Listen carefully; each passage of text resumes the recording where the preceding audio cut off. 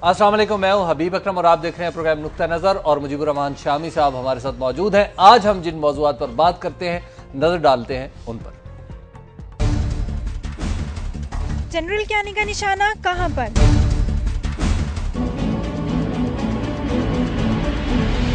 इलाकाई तरक्की के लिए जनूबी एशियाई पार्लियामेंट बनाई जाए, स्पीकर कौमी assembly doctor Fahmida Mirza.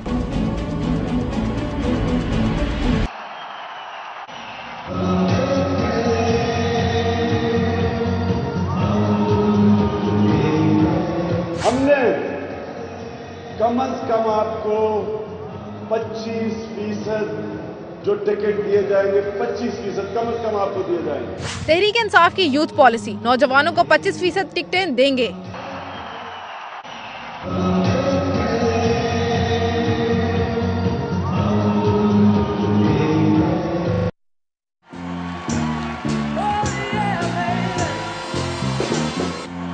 America सदारती election, Fateh कौन, बराक ओबामा या मिट रोमनी?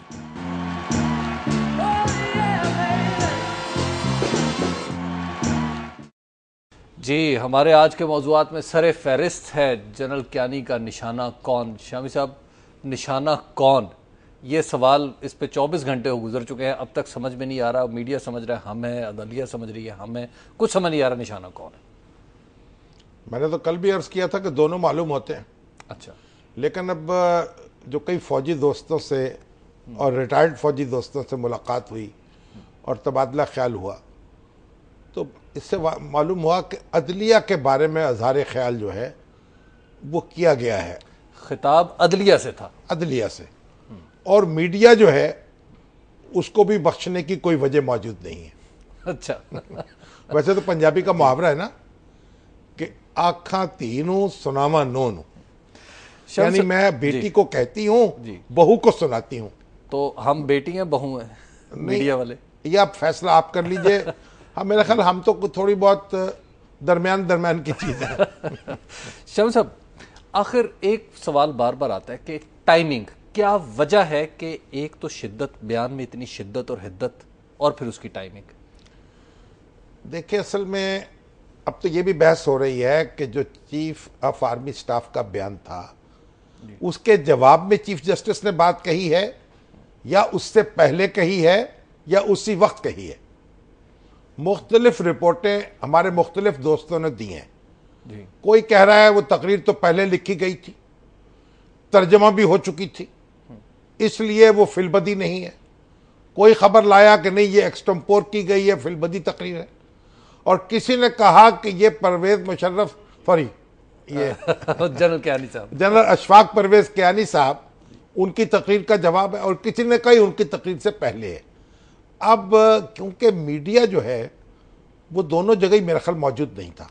जी, दोनों जगह नहीं था, तो इसलिए ये तयन का वक्त का तयन करना और घड़ी पे मिनट और सेकंड का हिसाब करना तो मुश्किल है। But does it make difference?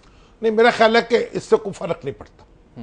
वो एक वक्त में की गई, आगे पीछे की गई, सोच समझ कर की गई, या बिना सोचे समझे कर दी गई, इससे मालूम ये होता है कि दिलों में तो गुबार मौजूद है। और ये जो थॉट प्रोसेस है, ये दोनों अदारों का अपने अपने तौर पे सफर कर रहा है, इंडिपेंडेंटली। ठीक है, देखिए, फौज है, अदलिया है, मुकन्नना है, इंतजामिया है और मीडिया है। अब इसको चौथा सतून कहते थे, माशाल्लाह अब तो बिल्कुल फिर चौथा सतून बन चुका। बिल्कुल। तो अब ये सारे अदारे जो हैं एक कुल का जुज है। देखिए, हम इंसान का जो जिस्म है उसमें दिल भी है, उसमें लिवर भी है, जिगर, उसमें लंग्स भी हैं, उसमें मैदा भी है, बिल्कुल, ये आंखें भी हैं, कान भी है, ये सब मिलकर एक कुल बनाते हैं। अगर ये अपने आप को इंडिपेंडेंटली समझना शुरू कर दें तो इससे इनका तो पता नहीं क्या होगा, इंसान जिसका यह हिस्सा है वो चला जाएगा दुनिया से। ठीक है, तो जश्न सियासत जो है उसके सारे हिस्से मिलके एक तश्कील देते हैं कुल को। अगर ये एक दूसरे से उलझें या एक दूसरे को नीचा दिखाने की कोशिश करें, हाथ कहें भाई हम तो लुकमा नहीं तोड़ते, इससे तो मुंह मजा लेता है, मुंह कहे मैं तो नहीं जनाब चबाता, ये तो मैदे में पहुंच जाएगा, मैदा कहे मैं से हजम नहीं करता, ये तो खून का हिस्सा बन जाएगा, ये तो खारिज हो जाएगा जिस्म से। तो ये जो अदारे हैं हमारे, उनको ये बात समझनी चाहिए, वो सब पाकिस्तान के अदारे हैं, एक निजाम का हिस्सा है, एक दस्तूर के ताबे चल रहे हैं। और इस केस में फौज और अदलिया, फौज और अदलिया और दरमियान में कुछ ना कुछ मीडिया भी। अच्छा। क्योंकि हमारे कई मीडिया वाले भाई कह रहे हैं कि असल में हम ही निशाना है भाई, अदलिया से तो बड़े अच्छे ताल्लुकात हैं। अच्छा और चीफ जस्टिस साहब जो हैं, वो आज देखिए उनके जो रिमार्क्स थे जी, वो हमारे कौन से वकील, क्या नाम है राजा उनका? इरशाद क्या राजा इरशाद क्यानी साहब जी, क्या नहीं साहब, इनके आखिर राजा में क्या? इरशाद क्यानी साहब जो माशाल्लाह जुब्बा कुब्बा पहन के आते हैं, ISI के वकील, तो उनको उन्होंने क्या कहा, जनाब पता चल गया हमारी जो इज्जत होती है। तो बात यह है कि जो असगर खान केस का फैसला है ना, उसको आप सामने रख लीजिए, अच्छा, उसको आप फौज की निगाह से पढ़िए। उसमें फौज की निगाह से पड़े तो एक ही बात सामने आती है कि चंद लोगों का एहतसाब करना, उन्हें बुला ले। देखिए, असलम बेग और असद दुरानी को मुजरम करार दिया गया, बिल्कुल दिया गया, गुलाम इसहाक खान साहब के साथ जो कि सदर मुमलकत थे ठीक है, और सुप्रीम कमांडर भी थे, और उनके सामने जवाबदेह थे हमारे चीफ ऑफ आर्मी स्टाफ। ठीक है। अब देखिए, फौज का डिसिप्लिन यह कहता है कि सुप्रीम कमांडर जब कोई हुक्म देगा तो उसको माना जाएगा, ठीक है, उसका हुक्म मानने वाला जो है वो काबिल ताजीर नहीं है, हुक्म देने वाला काबिल ताजीर है। यानी आप कह रहे हैं कि गुलाम इसहाक खान को पकड़े, हाँ, बाकियों को अगर छोड़ आप पकड़ना चाहते हैं तो। हाँ, जो उसका हुक्म मान रहे थे उनको नहीं पकड़े, आप नहीं पकड़ सकते। असलम बेग को भी छोड़ वो दें तो आप? डिसिप्लिन में थे ना उन। अच्छा, और असद दुरानी भी डिसिप्लिन में थे, ठीक है, यूनिफॉर्म में थे, उन्होंने अपने सुप्रीम कमांडर का हुक्म मानना था।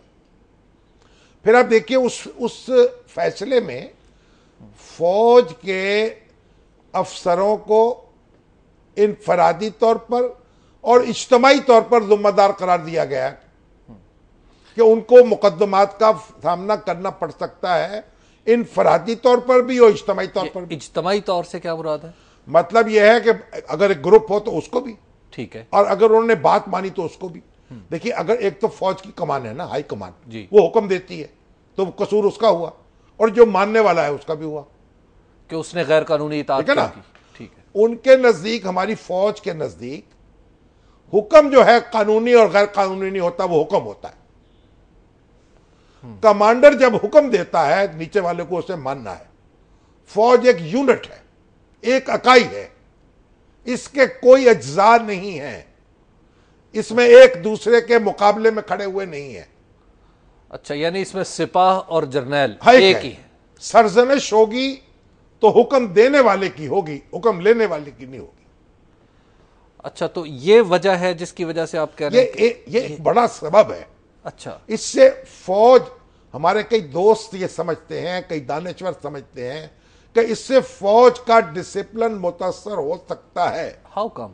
क्योंकि अगर इनफरादी तौर पर जी, आप एक जर्नैल हैं, आप हुक्म देते हैं अपने ब्रिगेडियर को, वो अपने कर्नल को, वो अपने मेजर को, मेजर अपने सिपाही को, तो सिपाही के पास तो ये सलाहियत नहीं है ना मेजर के पास सलाहियत है कि फैसला करे कि लाफुल कमांड है या नहीं है। वो कहे जनाब ये तो गैर कानूनी हुक्म है, मैं नहीं मानता, तो उसको ये हक नहीं दिया जा सकता। वो तो कहते हैं, हमने एक लड़कपन में स्कूल में एक नज्म पढ़ी थी, there was not to question why, there were but to do and die. वो एक नज्म थी। फौज में क्यों नहीं पूछा जाता, फौज में यस किया जाता है और अमल किया जाता है। अच्छा, ये कमांड है, और इस कमांड को मुंतशिर करना या ज़ोफ पहुंचाना, ये इससे फौज शदीद तौर पर मुतासर हो सकती है। लेकिन शाह साहब, अगर ये मान लिया जाए तो इसका मतलब है जनरल परवेज मुशर्रफ मुजरिम हो सकता है, उनके नीचे कुछ भी नहीं। बिल्कुल जाहिर है, जनरल परवेज मुशर्रफ ने हुक्म दिया, हाँ, नीचे उसकी अतात की गई, क्योंकि उन्होंने तो अतात करनी है। अच्छा, अब अगर हुक्म गलत था, आप उनसे जवाब ले लीजिए। शाह साहब, एक ब्रेक का वक्त आ गया। बड़ी दिलचस्प गुफ्तगू जारी है असगर खान केस के हवाले से, चश्म कुशा बल्कि गुफ्तगू कहिए। इसी गुफ्तगू को जारी रखेंगे, लेकिन एक ब्रेक के बाद।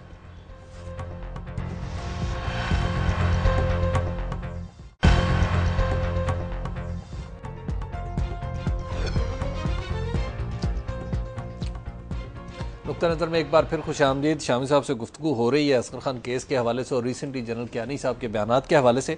शामी साहब, अब आपकी गुफ्तगू से तो फिर दो इन्फ्रेंस होते हैं। एक ये कि सुप्रीम कमांडर जो भी कहे आपने मानना है और किसी के पास कोई इनकार की गुंजाइश नहीं। देखिए, पहली बात तो यह है कि मैं आपको एक नुक्ता समझाने की कोशिश कर रहा हूँ जी। आप ये ना समझे कि मैं वो नुक्ता खुद बयान कर रहा हूँ। ठीक है, ठीक है ना? जी जी, मैं बिल्कुल। हाँ। पहली बात यह है कि अगर आपको मंजूर नहीं है हुक्म, आप इस्तीफा दे सकते हैं। इसके अलावा कोई चारा नहीं। इसके अलावा कोई चारा नहीं। सर्विस में रहकर आप नो नहीं कह सकते।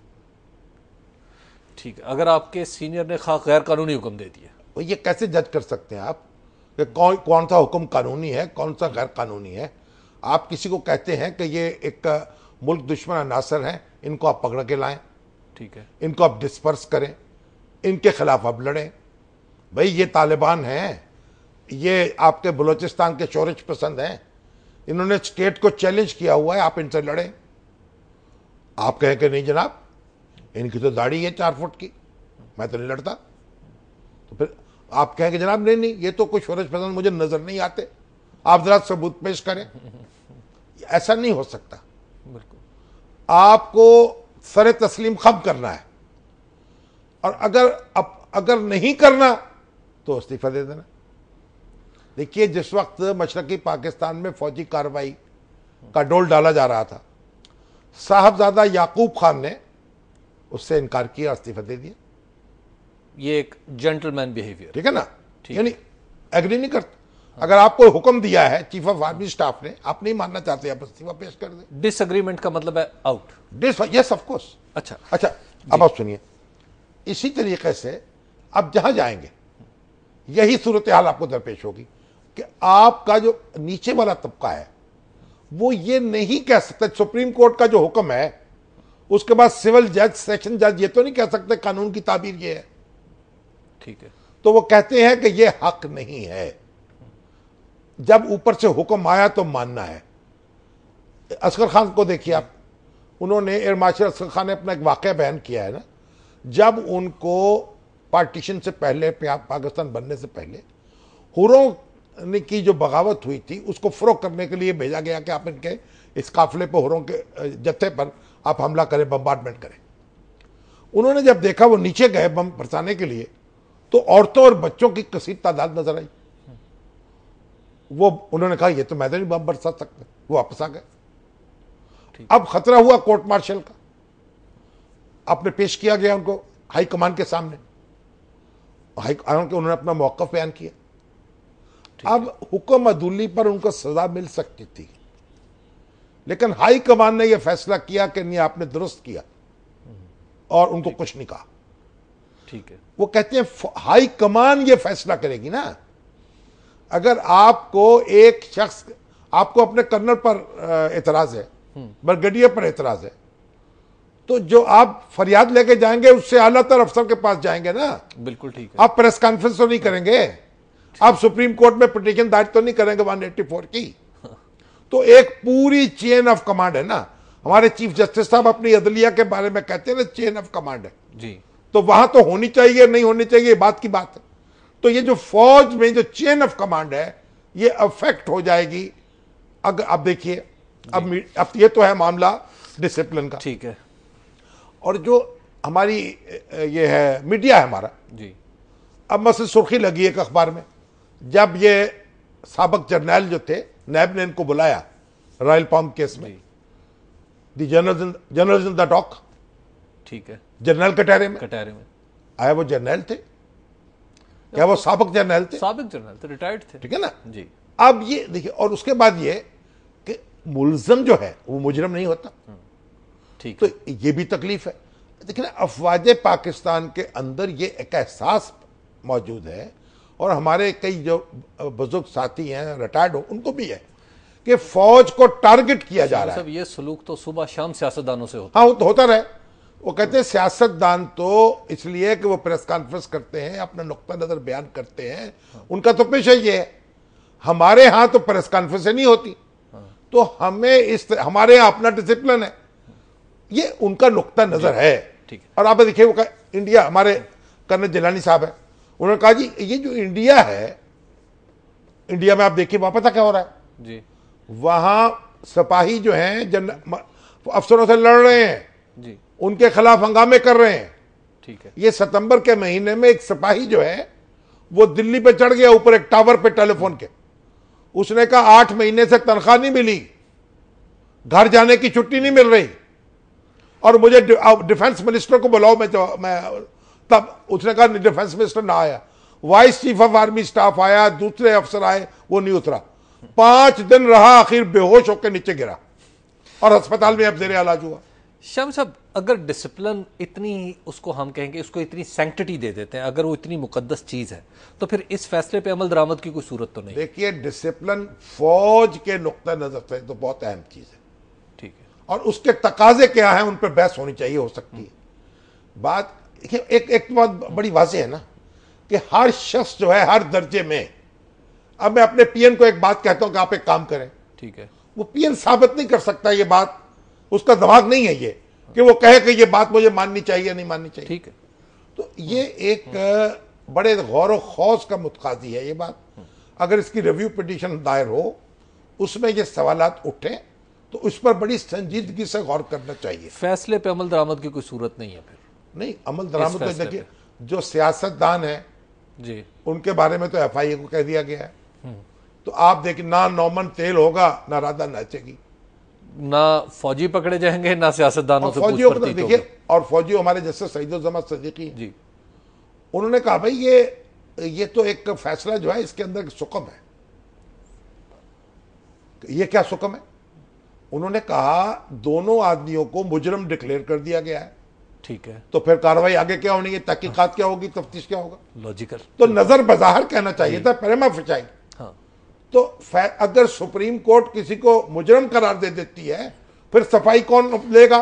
फिर तफ्तीश की क्या जरूरत है? शामिल साहब, ऐसे एक बात ज़हन में आ गई, आज एतजाज एहसन साहब ने कहा है कि जो बलूचिस्तान केस है उस पर भी अमल दरामद मुमकिन नहीं, क्योंकि वो तो 58(2)B जैसा कोई हुक्म है।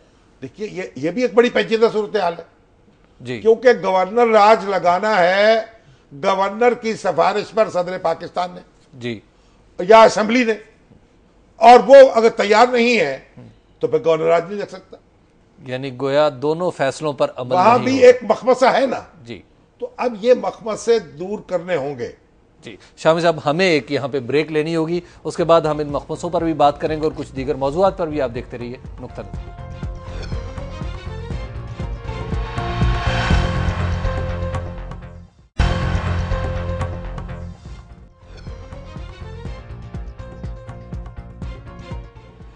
नुक्ता नज़र में एक बार फिर खुशामदीद। ब्रेक पर जाने से पहले हम गुफ्तगू कर रहे थे जनरल क्यानी के बयानात के हवाले से।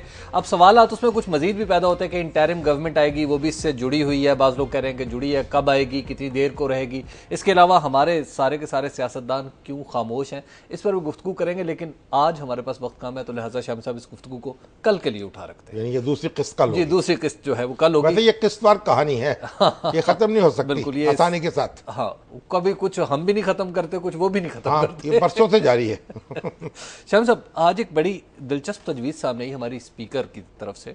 फहमीदा मिर्जा कहती है कि जनूबी एशिया में एक अलग पार्लियामेंट बना देनी चाहिए, यानी सार्क पार्लियामेंट, सार्क कंट्रीज की। जी, हाँ, ये तजवीज़ तो ज़ेर बहस आती रही है, इस तरह पहली बार पेश की गई है।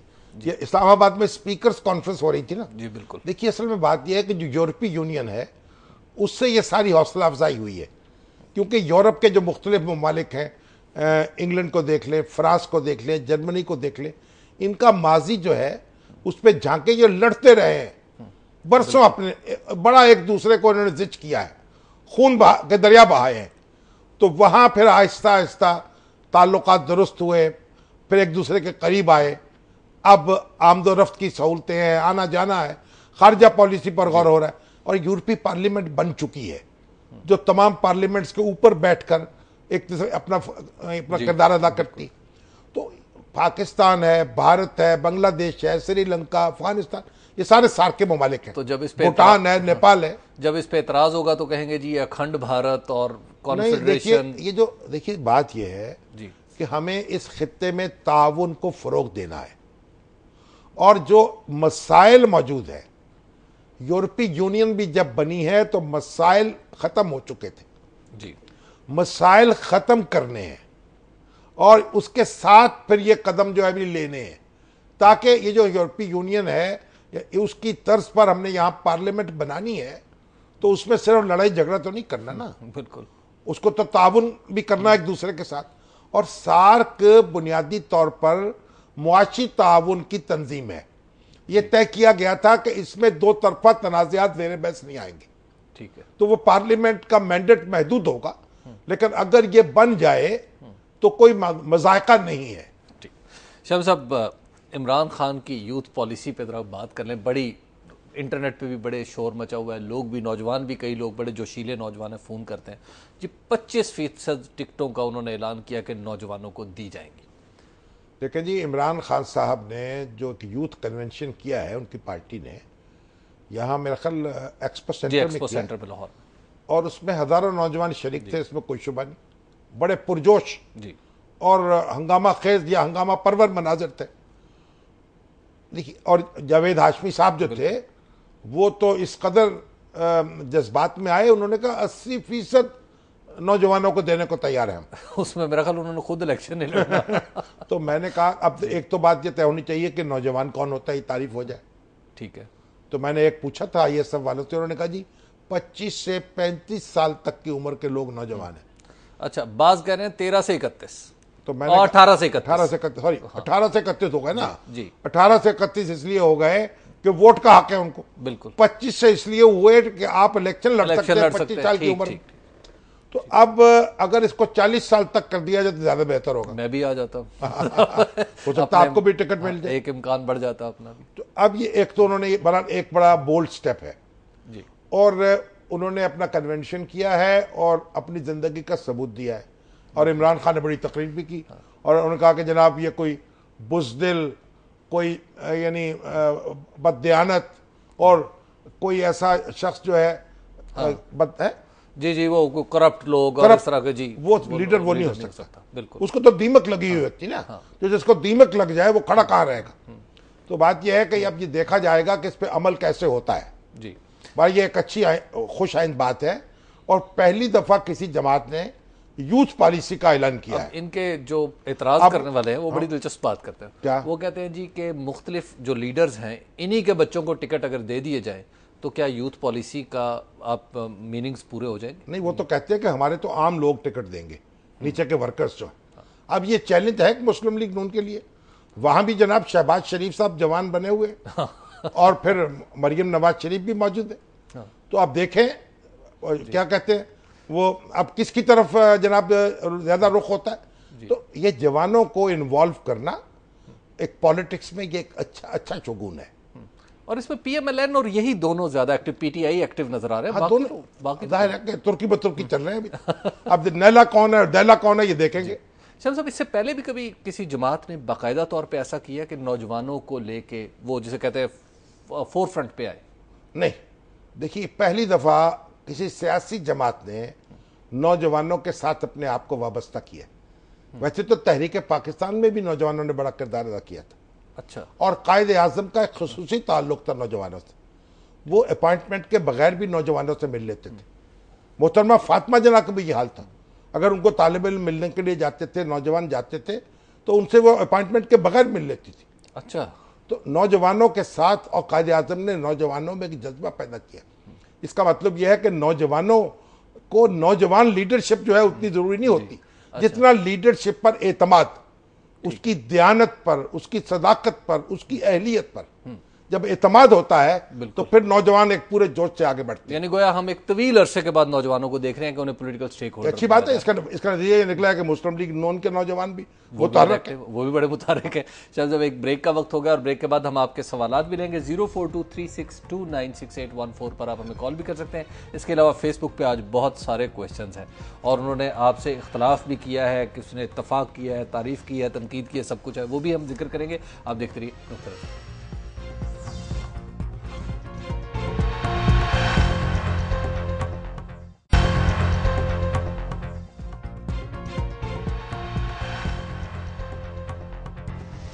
नज़र में एक बार फिर खुशामदेद। हम सवालात लें इससे पहले शामी साहब, आज इस वक्त इलेक्शन जारी है, अमेरिका में वोट डाले जा रहे हैं। पोलिंग शुरू हो चुकी है जी, पोलिंग शुरू हो चुकी है। देखिए, अब आखिरी इजाजत यही है कि ओबामा का पलड़ा भारी है। और ये जो तूफान आया है ना, जी सैंडी तूफान, सैंडी तूफान, इसने कहते हैं कि उनको ज्यादा फायदा पहुंचाया ओबामा को। अच्छा, क्योंकि उन्होंने बहुत अब जान लड़ाई है इसका सामना करते हुए, और जब पहुंचे हैं लोगों को यकीन आया है कि इन्होंने बड़ी कोशिश की है। और ये तूफान हमारे आया था 1970 में, तो हमारे याहिया खान जो थे वो इस्लामाबाद में बैठे रह गए। अगर ढाका पहुंच जाते, तूफान में खड़े हो जाते, 3 हफ्ते खड़े रहते और लोगों का काम करते, लोगों को नजर आते, यकीन करें पाकिस्तान जो था वो एक दूसरे मंजर में चला जाता। हमारे तो 2010 में भी यही सूरत हाल थी। असल नहीं, जो बंगाली भाई है ना हमारे, वो बहुत जज्बाती हैं। उनको गुस्सा, ये पता नहीं एक हवाई दौरा किया कि नहीं किया, और पता नहीं किस हालत में किया, और इसने पाकिस्तान को शदीद नुकसान पहुंचाया और यहाँ ओबामा को फायदा पहुंचा दिया। तो बहरहाल पोलिंग, वैसे भी आपने कल कहा था कि अगर आप अमेरिका के वोटर होते तो ओबामा को वोट देते। हाँ, मैं तो ओबामा ही को वोट देता। भाई दूसरे पाकिस्तानी भाई जो उसको वोट दे रहे हैं तो मैं भी देता, मैं आपकी तरह थोड़ी करता। शाहबाज साहब, कुछ सवालात हैं आपकी जो गुफ्तगू अभी हम पहले कर रहे थे। अभी ये मुझे जनरल इख्तिशाम ज़मीर साहब का मैसेज आया। अच्छा, वो क्या कहते हैं? उन्होंने कहा फौज जो है उसकी अनलॉफुल कमांड की डिफाइन उसने किया हुआ है। अच्छा, वो क्या है? वो ये है कि कोई अफसर आपसे ये नहीं कह सकता कि उसका जाती काम करे। ठीक है। कोई अफसर आपसे ये नहीं कह सकता कि आप जनाब खून का अतिया दे दें, लेकिन वो जान देने के लिए कह सकता है कि जनाब वहां जाओ, आप खड़ो, जान दे दो। लेकिन असल मसला तो इनके बीच की कमांड्स का जो है। अनलॉफुल, उनका अनलॉफुल जो कमांड है वो तय है। ठीक है। ये अहकामात गैर कानूनी है। दुरुस्त। आप किसी को कहें मेरे बच्चे खिला दो, ठीक है, मेरे लिए सौदा ले आओ बाजार से जाके, अनलॉफुल। मेरा बिजली का बिल जमा करा दो, अनलॉफुल। ठीक है। तो जाती काम नहीं ले सकते आप, ये अनलॉफुल कमांड। तो अब मेरा ये ख्याल है, एक और बात भी मैं समझा इससे, कि एक अनलॉफुल कमांड जो है उसको भी डिफाइन कर देना चाहिए फौज के अंदर ही, पॉलिटिकल हवालों से। ये क्या है, ये अनलॉफुल डिमांड कमांड होगी, ये चीजें जो है। बिल्कुल। शाम साहब, मोहम्मद अली साहब हैं लाहौर से, उसके बाद में फेसबुक पे भी कुछ क्वेश्चन है। जी मोहम्मद अली साहब, अस्सलाम वालेकुम। जी वालेकुम जी शाबी साहब, अस्सलाम वालेकुम जी। वालेकुम अस्सलाम जी शाबी साहब, आपने बहुत अच्छा कमेंट्स किया, जो कल बयान दिया जनाब चीफ जस्टिस साहब ने। एक चीज आप छोड़ गए, उनका एक जुमला था कि वो दिन गए जबकि किसी मुल्क का तहफ़्फ़ुज़ जो है वो टैंक और तोप से जरिए किया जाता था। और इसका मतलब ये है कि अब किसी हमारे मुल्क को या पाकिस्तान को अब फौज की जरूरत नहीं है, और जो कि कुछ ताकतें चाह रही है कि पाकिस्तान का आइटम बम ना रहे, ये उसकी तरफ इशारा है कि आइटम बम की जरूरत नहीं है, फौज की जरूरत नहीं है और तोप की जरूरत नहीं है। तो ये तो एक चीज जाहिर है कि जो फौज का जो चीफ कमांडर है वो 5 लाख फौज के आगे जवाबदेह है, जबकि चीफ साहब और 17 जजों को जवाबदेह है। देखिए बात सुन, असल में चीफ साहब 17 जजों को भी जवाबदेह नहीं है, यह भी आपकी गलतफहमी है। और चीफ ऑफ आर्मी स्टाफ जो है वो 5 लाख फौज को भी जवाबदेह नहीं है। बिल्कुल ठीक। वो जवाबदेह है अपने से आला को, वजीर आजम को जवाबदेह है, सुप्रीम कमांडर को जवाबदेह है, फौज को जवाबदेह नहीं है, फौज उसको जवाबदेह है। सीजेपी तो और चीफ जस्टिस भी सुप्रीम जुडिशियल काउंसिल को जवाबदेह है, जजों को जवाबदेह नहीं है। लेकिन ये जो बात इन्होंने कही है चीफ जस्टिस का, यह मतलब नहीं था। ये तो एक बड़ी एक नजरियाती बात है, फिक्री बात है कि भाई अब ये टैंक जो हैं उनसे दिफा मजबूत नहीं होते हथियारों से। सिर्फ ये मैं कहता हूं, सिर्फ कह लीजिए आप, सिर्फ हथियारों से मुल्क मजबूत नहीं होते, उसके साथ कुछ और चीज की भी जरूरत है, इंसाफ की भी जरूरत है, तरक्की की भी जरूरत है, मईशत की भी जरूरत है, निजाम की भी जरूरत है। तो सिर्फ लगा देंगे अगर तो मतलब और हो जाएगा, और अगर सिर्फ निकाल लेंगे तो मतलब और हो जाएगा। तो जाहिर है जब हमला होगा, जब जंग लड़नी पड़ेगी, अब भी कौन लड़ रहा है? वो तो टैंक ही लड़ेंगे ना, और फौज लड़ेगी। जाने कौन दे रहा है? बलूचिस्तान में कौन लड़ रहा है और ये फाटा में कौन लड़ रहा है? जाहिर है फौज लड़ रही है। तो ये तो कहना मुश्किल है कि आप फौज की जरूरत नहीं, लेकिन वो भी तो हमारे बच्चे हैं, टैंक की जरूरत है, फौज की जरूरत है, हमारे बच्चे हैं, इसी काम पर मामूर हैं और हम उनके शुक्रगुजार हैं। शाम साहब, अजहर महमूद साहब इस्लामाबाद से। जी अस्सलाम वालेकुम। जी जनाब। वालेकुम अस्सलाम जनाब। एक तो आपने मेरा नाम गलत दिया, मेरा नाम है अजहर मसूद। अजहर मसूद, ये गलत नाम ले दिया जनाब, मैं अभी ठीक कर देता आप बोलते तो। अच्छा, आज शामी साहब मेरी अर्ज ये है कि यहाँ पर हमारे अफवाज पाकिस्तान को बदनाम करने का एक फैशन बन गया है। रोजाना ये जर्नैलों को ये करो वो करो। मैं आपको एक मिसाल देना चाहता हूँ बरतानिया की पार्लियामेंट की।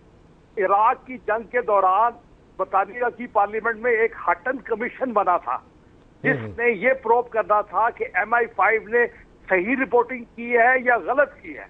लेकिन जब हटन कमीशन ने तलब किया MI5 के हेड को तो उसने पॉइंट ब्लैंक रिफ्यूज किया। उसने कहा मैं नहीं अपीयर होऊंगा। उसने कहा आपने क्वेश्चन कर रहे हैं मुझसे, टेलीफोन पर करो। अब ये वहां पर बरतानिया की बहुत पुरानी जमहूरियत है, वहां का ये हाल है। हमारे अफवाज पाकिस्तान को बदनाम करने की साजिश जो है ये फॉरेन एजेंडा है। ठीक बात दोस्त, देखिए बात ये है, मैंने पहले भी अर्ज किया, आज भी अर्ज कर रहा हूं, आजादी इसका नाम नहीं है कि मैं आपके ड्राइंग रूम में जाकर पेशाब करूं। ठीक है, बल्कि आपको भी शायद ये हक हासिल नहीं, किसी को भी नहीं। ये बाथरूम इस काम के लिए रखा है। बिल्कुल ठीक बात। तो ये आजादी के नाम पर फौज पे तनकीद, चीफ ऑफ आर्मी स्टाफ पर तनकीद, ये इसकी इजाजत नहीं देता। आईने पाकिस्तान इसकी इजाजत नहीं देता। अदालत पर तान तोड़ने की, तोहमतें लगाने की इजाजत नहीं देता। दस्तूर की दफा 19 पढ़ लीजिए। इसलिए मैं अपने मीडिया के भाइयों से भी कहता हूं, आजादी का इस्तेमाल कीजिए एहतियात के साथ। लेकिन सवाल उठाने की इजाजत तो है। सवाल उठाने की इजाजत है, बहस करने की इजाजत है।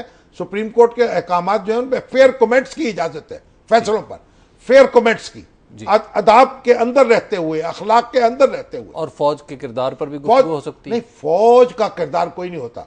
अच्छा, फौजी क़यादत का सियासी किरदार जो है उस पर गुफ्तगू हो सकती है। खालिद साहब है लाहौर से जी। अस्सलाम वालेकुम खालिद साहब।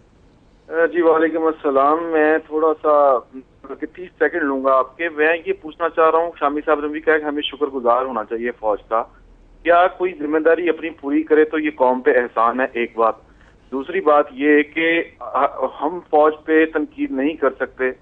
फौज की आपने कहा कि आइन में उसकी एक बंदिश है, तो क्या आइन को पामाल करने की इजाजत है फौज को? और वो जो करती है उस पर तनकीद करना क्या कोई जुर्म है?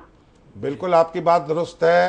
फौज जब, मैंने तो पहले कह दिया, उसके सियासी किरदार की तनकीद करेंगे, मजम्मत करेंगे। और जिन लोगों ने ये काम किया उनको हम देखिए किन लफ्जों से याद कर रहे हैं।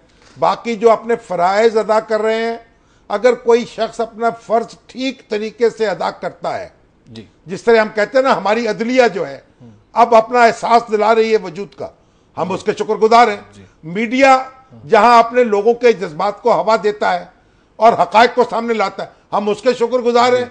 और फौजी अगर अपनी जान देता है, हम उसके शुक्रगुजार हैं। शाहिद साहब है रावलपिंडी से जी। अस्सलाम वालेकुम शाहिद। वालेकुम सलाम जनाब। शामी साहब, मौजूदा जो गर्मा गर्म बहस है इससे जरा हट के एक सवाल है मेरा।